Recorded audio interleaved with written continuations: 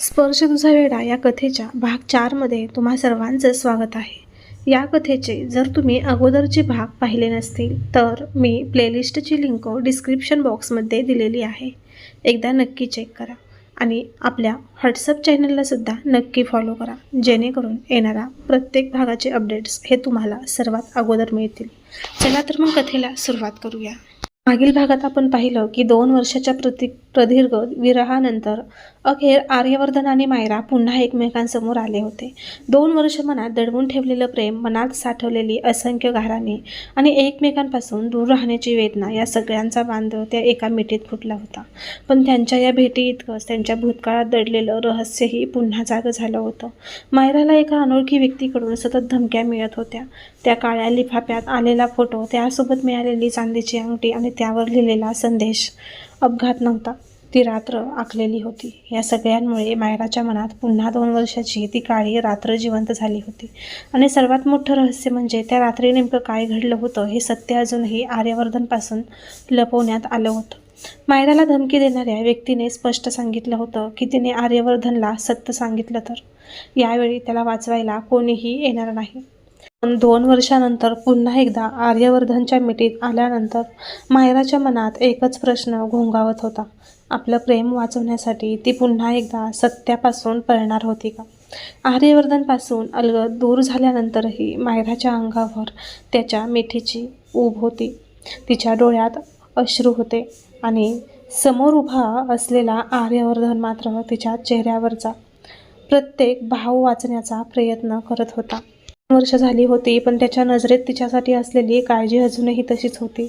मायरा, खरं सांग, काय झालंय? त्याने अगदी शांत आवाजात विचारलं। मायराने त्याच्याकडे पाहिलं आणि ओठांवर आलेलं सत्य पुन्हा मनातच गिळून टाकलं। काही नाही आर्य, मी ठीक आहे, ती हसण्याचा प्रयत्न करत म्हणाली। पण त्या खोट्या हसण्यातही इतकी वेदना होती की आर्यवर्धनच्या मनाला ती जाणवली। तू ठीक असतीस तर तुझे डोळे असं सांगितले नसते, तो हळू आवाजात म्हणाला। मायराने नजर खाली घातली, तिला त्याला सगळं सांगायचं होतं, त्या रात्रीची प्रत्येक गोष्ट सांगायची होती। पण तिच्या डोळ्यासमोर पुन्हा तो संदेश आला, आर्यवर्धनला त्या रात्रीचं सत्य सांगितलं तर यावेळी त्याला वाचवायला कोणीही येणार नाही। म्हणूनच ती गप्प राहिली। त्यात मायराचा फोन वाजला। स्क्रीनवर अनोळखी नंबर पाहताच तिच्या चेहऱ्यावरची शांतता क्षणात नाहीशी झाली। आर्यवर्धनने तिच्या हातातला फोन पाहिला आणि म्हणाला, उचल। मायराने मान हलवत नकार दिला। मायरा, उचल। यावेळी त्याचा आवाज थोडा कठोर होता, पण मायराने कॉल कट केला। काही क्षणातच पुन्हा फोन वाजला। यावेळी तिने फोन सायलेंट केला। आर्यवर्धन तिच्याकडे एकटक पाहत होता। कोणाचा फोन आहे? त्याने विचारलं। चुकीचा नंबर आहे, मायराने उत्तर दिलं। 2दा चुकीचा नंबर? त्याने शांतपणे विचारलं। मायराकडे मात्र उत्तर नव्हतं। आर्यवर्धन तिच्याजवळ आला आणि तिच्या डोळ्यांमध्ये पाहत म्हणाला, माझ्यापासून काहीतरी लपवतेस ना? त्या प्रश्नाने मायराच्या डोळ्यात पाणी आलं, पण तिने फक्त एवढंच म्हटलं, काही गोष्टी सांगितल्या तर आयुष्य पुन्हा पूर्वीसारखं राहत नाही आर्य। आर्यवर्धन काही क्षण शांत राहिला आणि म्हणाला, काही गोष्टी न सांगितल्यामुळे आयुष्य कायमचं बदलतं मायरा। आर्यवर्धन तिथून गेल्यानंतर मायरा काही वेळ जागच्या जागी उभी राहिली। त्याचे शब्द तिच्या कानात घुमत होते। शेवटी तिने कपाट उघडलं आणि त्या काळ्या लिफाफ्यातून मिळालेला फोटो बाहेर काढला। त्या फोटोमध्ये आर्यवर्धन होता आणि त्याच्या काही अंतरावर एक अनोळखी व्यक्ती उभी होती। त्या व्यक्तीचा चेहरा स्पष्ट दिसत नव्हता, पण त्याच्या हातात असलेली ती चांदीची अंगठी मात्र स्पष्ट दिसत होती। मायराने स्वतःच्या हातात असलेली अंगठी त्या फोटोच्या जवळ नेली आणि तिच्या अंगावर शहारे आले। हीच अंगठी, ती हळूच म्हणाली। पण त्याच क्षणी तिच्या नजरेला फोटोच्या एका कोपऱ्यात आणखी एक गोष्ट दिसली, काळ्या कारचा नंबर प्लेटचा अर्धा भाग। तिने तो नंबर मोबाईलमध्ये सेव्ह करून ठेवला होता। कदाचित हाच धागा तिला त्या माणसापर्यंत पोहोचवू शकणार होता। त्या रात्री मायराला झोप आली नाही। ती खिडकीजवळ बसून बाहेरच्या अंधाराकडे पाहत होती। प्रत्येक गाडीचा आवाज तिला घाबरवत होता। प्रत्येक सावलीत तिला तोच अनोळखी चेहरा दिसत होता। अचानक तिला बाहेर रस्त्याच्या टोकावर एक काळी कार दिसली। कार काही क्षण तिथे उभी राहिली आणि नंतर हळूहळू पुढे निघून गेली. मायराने घाईने फोन हातात घेतला आणि त्या कारचा फोटो काढण्याचा प्रयत्न केला, पण कार खूप दूर निघून गेली होती. तिच्या मनात एकच विचार आला, तो मला पाहायला आला होता का? तिने खिडकी बंद केली आणि मागे वळली. तेवढ्यात तिच्या पायाला काहीतरी लागलं. खाली पाहिलं तर एक छोटी चांदीची वस्तू पडली होती. तिने ती उचलली आणि तिच्या हातात पुन्हा एक चांदीची अंगठी होती. तिने त्या अंगठीकडे बराच वेळ पाहिलं. पहिल्या अंगठीसारखीच रचना, तेच चांदीचं काम आणि आतल्या बाजूला एक छोटंसं अक्षर कोरलेलं होतं, ए. तिचं हृदय धडधडलं. तिने लगेच पहिली अंगठी बाहेर काढली. तिच्या आत यम कोरलेलं होतं. ए आणि यम, आर्यवर्धन आणि मायरा. हा योगायोग होता की कोणीतरी मुद्दाम त्यांच्या नावाच्या अद्याक्षरांचा वापर करत होतं. मायराला काहीच समजत नव्हतं. तेवढ्यात तिच्या फोनवर मेसेज आला. तुम्हाला या अंगठ्यांचा अर्थ समजला तर कदाचित खूप उशीर झालेला असेल. मायराच्या हातातून फोन सुटता सुटता वाजला. तिने लगेच मेसेजला उत्तर देण्याचा प्रयत्न केला, पण नंबर पुन्हा बंद झाला होता. ती घाबरली होती खूप, पण यावेळी तिच्या मनात भीतीसोबत एक वेगळाच निर्धारही निर्माण झाला होता. कोण आहेस तू? आणि तुला माझ्या आणि आर्याच्या आयुष्याबद्दल इतकं कसं माहिती आहे? तिने स्वतःशीच विचारलं. इकडे आर्यवर्धन आपल्या खोलीत एकटाच बसलेला होता. मायराची अस्वस्थता त्याच्या मनातून जात नव्हती. 2 वर्षापूर्वीचा अपघात त्याला आठवत होता, पण मायराच्या आजच्या वागण्यातून त्याला जाणवत होतं की त्या रात्रीमध्ये काहीतरी मोठं दडलं आहे. त्याने जुन्या कपाटातून एक फाईल बाहेर काढली. तीच फाईल जी त्याने 2 वर्षापासून उघडली नव्हती.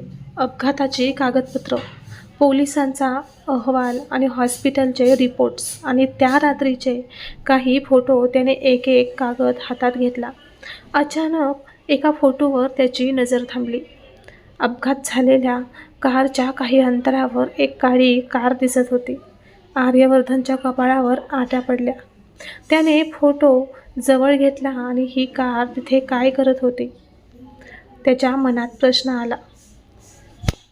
मध्ये त्या कारचा कुठेही उल्लेख नव्हता. त्याने लगेच आपल्या विश्वासू माणसाला फोन केला. मला 2 वर्षापूर्वीच्या त्या रात्रीचे सगळे CCTV फुटेज हवेत. समोरून काहीतरी उत्तर आलं. आर्यवर्धनचा आवाज कठोर झाला. मला कायदेशीर अडचणी, जुनी फाईल किंवा रेकॉर्ड हरवलंय ते काहीही ऐकायचं नाही. मला ते फुटेज हवेत. फोन ठेवून तो काही क्षण शांत बसला. अचानक त्याच्या डोक्यात एक धुसूर आठवण चमकून गेली.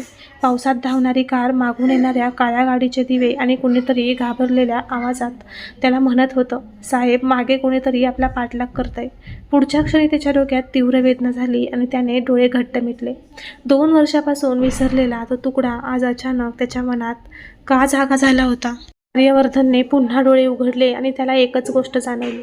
मायरा त्याच्यापासून काहीतरी लपवत होती, पण ती गोष्ट तिच्या स्वतःच्या सुरक्षेपेक्षा त्याच्या सुरक्षिततेशी जोडलेली होती.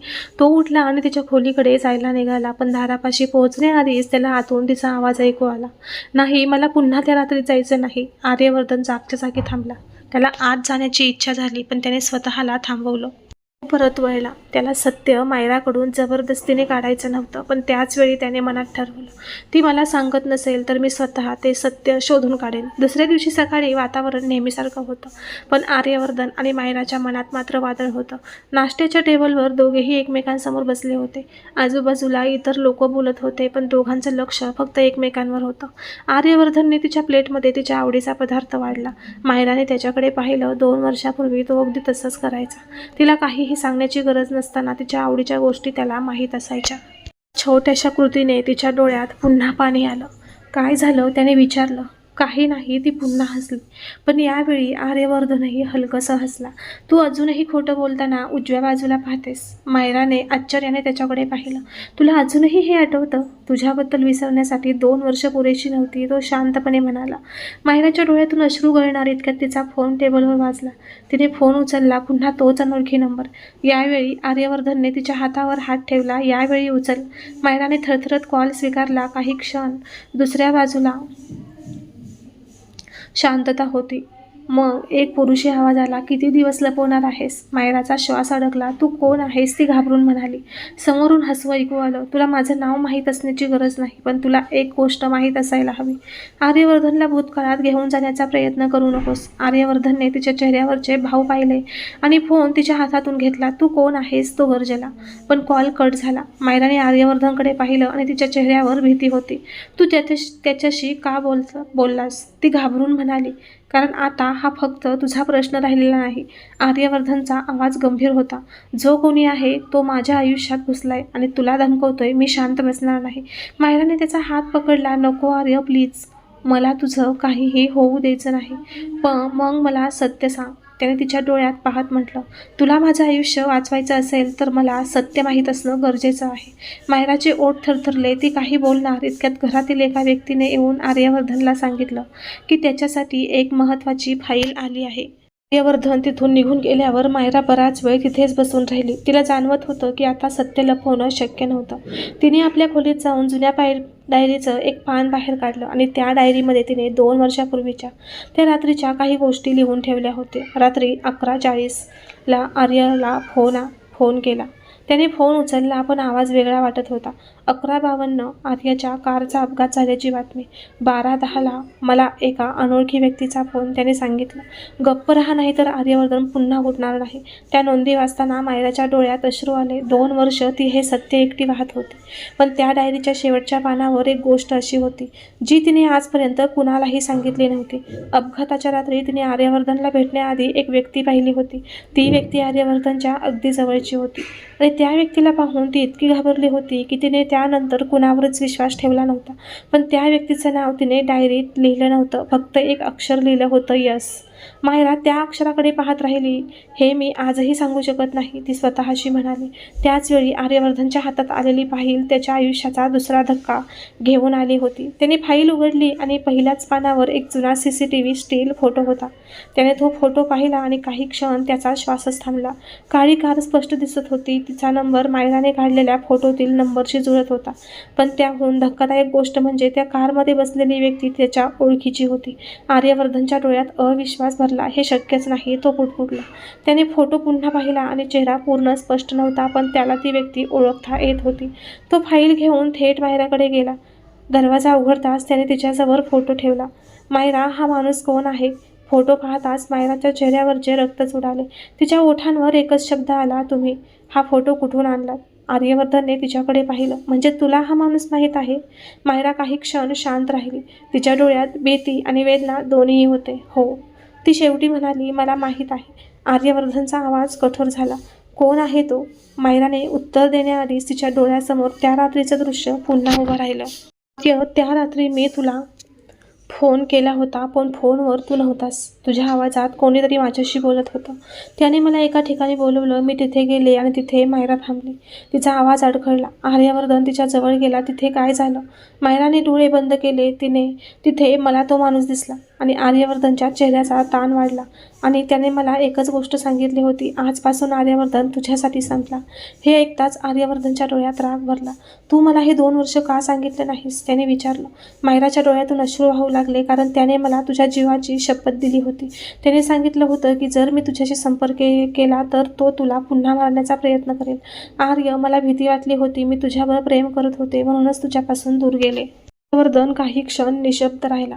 त्याला पहिल्यांदाच समजत होतं की गेली 2 वर्ष त्याने ज्या गोष्टीला मायराचा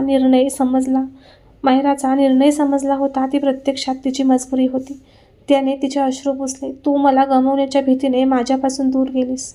मायराने मान हलवली. पण मी तुला कधीच गमावलं नव्हतं मायरा. त्याचा आवाज भरून आला होता. तू माझ्यापासून दूर होतीस, पण माझ्या मनातून कधीच गेली नव्हतीस. मायराने त्याच्याकडे पाहिलं. दोघांच्या नजरा भेटल्या आणि त्या क्षणी भूतकाळ, राग, गैरसमज आणि 2 वर्षांचं अंतर जणू त्यांच्यामध्ये उरलं होतं. पण त्याचवेळी आर्यवर्धनच्या फोनवर एक मेसेज आला. त्याने स्क्रीन पाहिली. मेसेजमध्ये फक्त एक फोटो होता आणि त्या फोटोमध्ये मायरा आणि आर्यवर्धन काही वेळापूर्वी एकमेकांसमोर उभे होते. फोटो दुरून काढलेला होता, म्हणजे कोणीतरी त्यांच्यावर नजर ठेवून होतं. खाली मेसेज होता, तुम्ही पुन्हा जवळ आलात, आता परिणाम भोगायला तयार राहा. आर्यवर्धनच्या डोळ्यात राग पेटला. त्याने फोन घट्ट पकडला. तो आपल्याला पाहतोय. मायराने घाबरून विचारलं, म्हणजे तो आपल्या आसपासच आहे?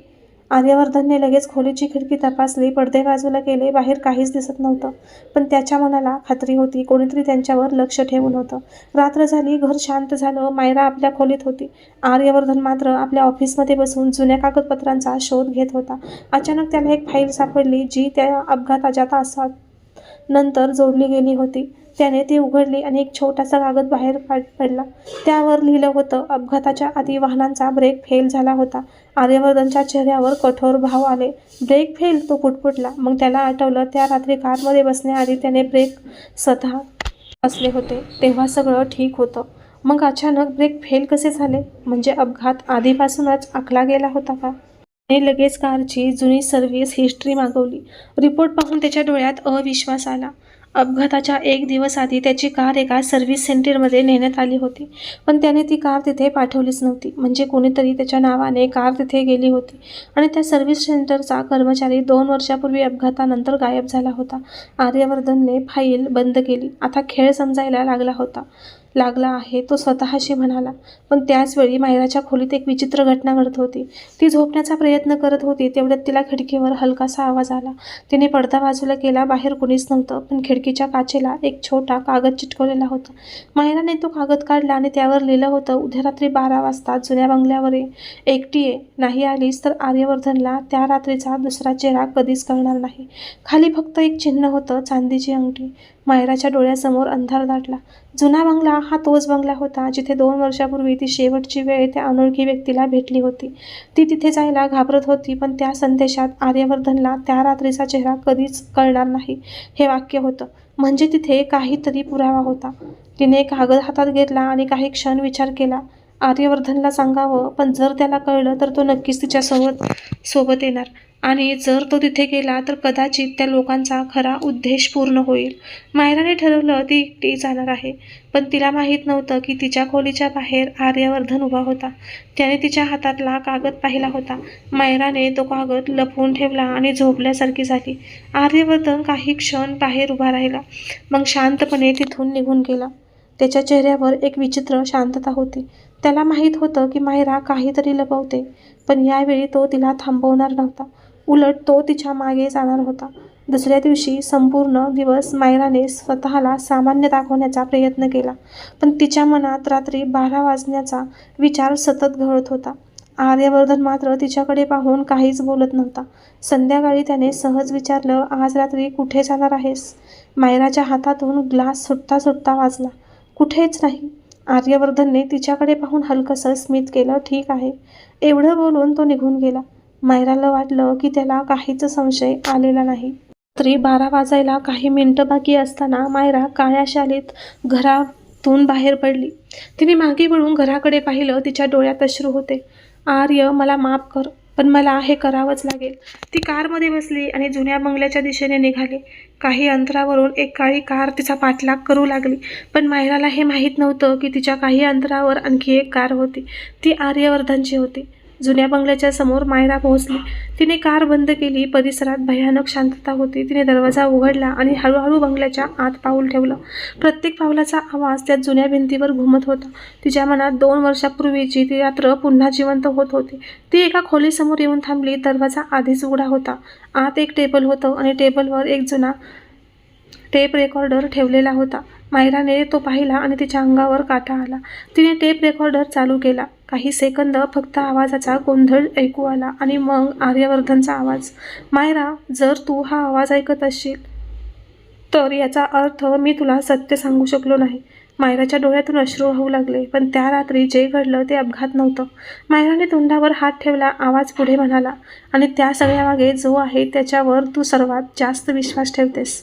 मायराचा श्वास थांबला. तेवढ्यात तिच्या मागून दरवाजा हळूहळू बंद झाला. ती घाबरून मागे वळली. कोणीही नव्हतं, पण अंधारातून एक आवाज आला. शेवटी तू आलीस मायरा. मायराच्या डोळ्यात भीती भरली आणि त्याच क्षणी बंगल्याच्या बाहेर आर्यवर्धनची कार येऊन थांबली. तो कारमधून उतरला, पण त्याला अजून माहीत नव्हतं ज्या व्यक्तीवर सर्वात जास्त विश्वास ठेवण्याचा इशारा त्या टेपमध्ये होता. ती व्यक्ती आर्यवर्धनच्या अगदी जवळ उभी होती आणि पुढच्या क्षणी बंगल्याच्या आतून एक किंकाळी ऐकू आली.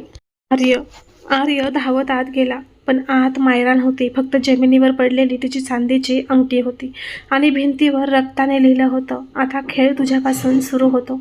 तर फ्रेंड्स, स्पर्श तुझा वेडाच्या भाग 4 इथेच एका मोठ्या रहस्यावर येऊन थांबतो आहे. 2 वर्षापूर्वीच्या त्या रात्रीचं सत्य अखेर आर्यवर्धन आणि मायराच्या आयुष्यात पुन्हा परत आलं आहे. पण आता सगळ्यात मोठा प्रश्न हा आहे की मायराला जुन्या बंगल्यातून नेमकं कोण घेऊन गेलं? टेपमध्ये आर्यवर्धनचा आवाज का होता? आणि ज्यावर तू सर्वात जास्त विश्वास ठेवतेस त्याच्या मागे हे सगळं आहे, या वाक्याचा नेमका अर्थ काय आहे? आर्यवर्धन मायराला शोधण्यासाठी आता कोणतीही मर्यादा ओलांडलायला तयार आहे, पण त्याला अजूनही माहीत नाही की या सगळ्या खेळाचा खरा सूत्रधार त्याच्या अगदी जवळ आहे.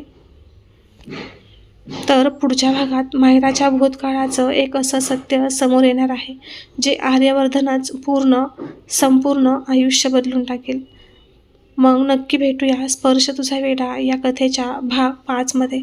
जर तुम्हाला पुढे काय होईल हे जर जाणून घ्यायचं असेल तर या व्हिडिओला एक लाईक नक्की करा आणि चॅनलला सबस्क्राईब करून आपल्या व्हॉट्सअप चॅनलला नक्की फॉलो करा. लिंक मी डिस्क्रिप्शन बॉक्समध्ये दिलेली आहे, जेणेकरून जेव्हा मी पुढील भाग अपलोड करेल तेव्हा त्याचे अपडेट सर्वात अगोदर हे तुम्हाला मिळेल. तर भेटूया पुढील भाग 5 मध्ये. आणि हो, अशीच प्रेम, रहस्य आणि भावनांनी भरलेली कथा ऐकण्यासाठी चॅनलला सबस्क्राईब करा आणि हा भाग तुमच्या मित्रमैत्रिणींसोबत नक्की शेअर करा. धन्यवाद.